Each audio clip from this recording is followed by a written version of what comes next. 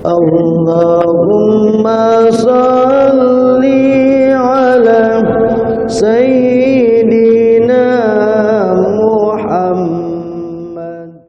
Ada. Khodam itu bisa loh mindah-mindah kayak gitu, jin-jin itu yang tingkatannya tinggi. Karena jangankan awan ya, awan itu kan dia nggak padat bentuknya, nggak terlalu padat.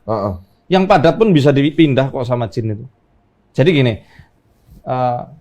konsep sihir yang paling pertama kali dilatih oleh para jin itu adalah teleportasi. Jadi teleportasi itu semua jin bisa, Mas. Semua jin, makhluk-makhluk astral itu bisa pindah. Tapi untuk memindahkan nih satu barang dari satu tempat ke tempat lain itu cuma jin yang tipenya tinggi, namanya ifrit. Dijelaskan di Quran di surat An-Naml ayat 39. Qala ifritu minal jinni ana atika bihi qabla an taquma min maqamik. Berkatalah ifrit, aku bisa memindahkan singgasananya Bilqis sebelum engkau Sulaiman berdiri dari tempat dudukmu. Ini kan cepat sekali. Padahal negeri Sabak ke negeri Syam, kerajaannya Nabi Sulaiman ini. Kalau kata Syekh Mutawalli Asy'ari itu 2 bulan perjalanan pergi, 2 bulan perjalanan pulang. Itu cepat banget kan berarti? Itu singgasana aja bisa dipindah. Apalagi gelas misalnya, paku, kawat, awan yang diarak, itu bisa saja dipindahi sama mereka. Yang benar-benar menguasai ilmu kayak gitu loh ya. Di surat Al-Jin, itu lengkap informasi tentang jin. Wa anna minna shalihuna wa minna duna dzalik kunna tara'iqa qidada. Bahwa sungguhnya di antara kami ada yang soleh. Soleh kan baik berarti ya. Ada yang tidak baik. Kami menempuh jalan hidup kami masing-masing. Jadi jalan hidupnya banyak. Jin juga menyembah macam-macam. Agamanya macam-macam. Ya, wa annal muslimuna wa minnal qasitun. Di antara kami ada yang berislam, menyerahkan diri kepada Tuhan, ada yang melampaui batas. Ya, di situ qasitun. Ya, faman aslama fa ulaika taharraw rasada. Siapa yang berserah diri kepada Tuhannya, dia telah menempuh jalan lurus yang terbaik. Adapun yang qasit, mereka bagi jahanam, ya, bagi neraka jahanam sebagai sebuah bahan bakarnya. Itu ada mereka juga masuk, ada penghakiman juga besok di akhirat. Khodam itu kan bahasa Arab. Khodam artinya pembantu atau perewangan kalau bahasa kita kan. Pembantu, pelayan, itu khodam. Setiap manusia hanya punya korin, tidak punya khodam. Khodam ini istilahnya eksternal, instalan dia. Itu bisa karena ritual. Biasanya gimana caranya khodam itu nempel? Kosongkan perut. Kenapa kok perut? Nggak mesti puasa, macam-macam dikasih minum apa, kayak makan ayam ingkung yang sudah dirituali atau apa. Kenapa kok perut? Kenapa lambung? Karena dalam hadis dikatakan lambung ini adalah organ pertama yang ditusuk oleh setan. Ya. Sehingga fayastahillus sharikhan min nakhsatihi. Sehingga ketika lahir bayi itu teriak sambil nangis karena kesakitan ditusuk sama setan dengan 2 jarinya itu. Lambungnya. Kecuali Isa dan juga ibundanya. Karena dimintakan perlindungan oleh istrinya Imran, ibundanya dari Maryam atau Maria ya kalau kau percayanya Mas Denny ya.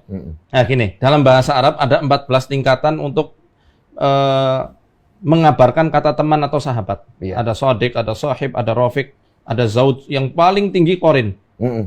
Selain qorin yang 13 ini di masa-masa privasi manusia pasti akan hilang. Akan memisahkan diri. Contoh deh, sahabat sekarib apapun ketika malam pertama nggak mungkin dia ikutan dong. Suami atau istri. Ketika kita privasi nih, maaf ya.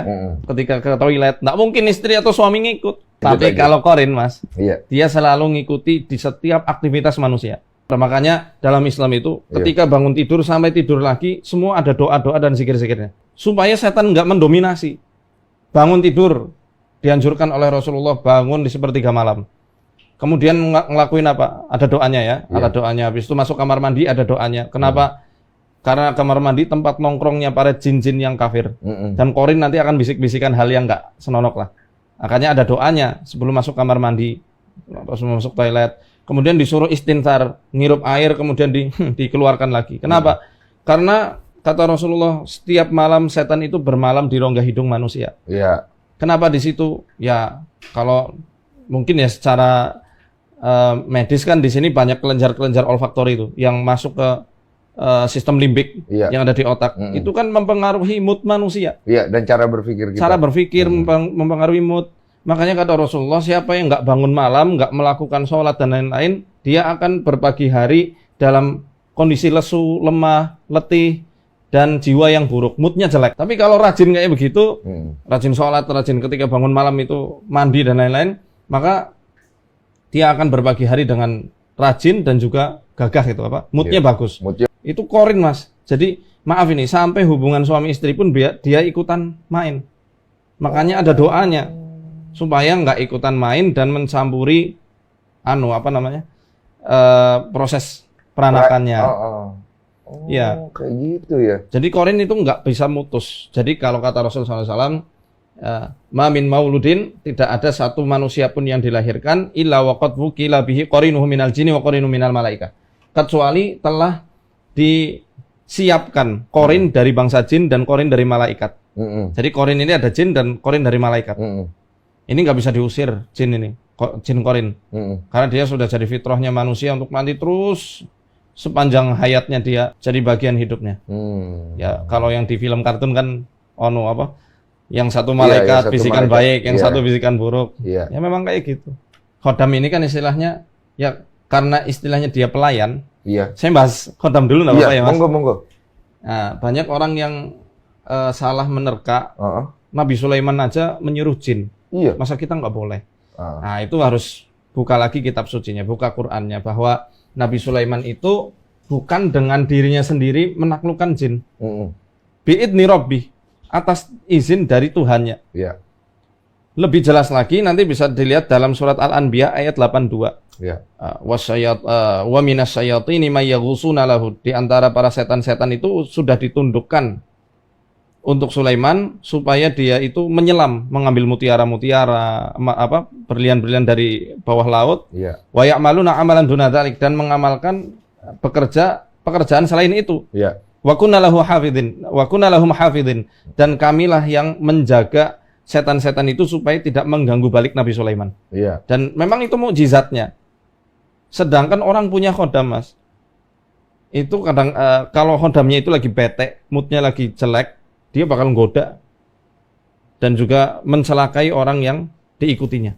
Khodam itu tidak bagus. Dalam agama kami itu tidak boleh. Karena apa? Karena bekerja sama-sama setan tidak dibenarkan.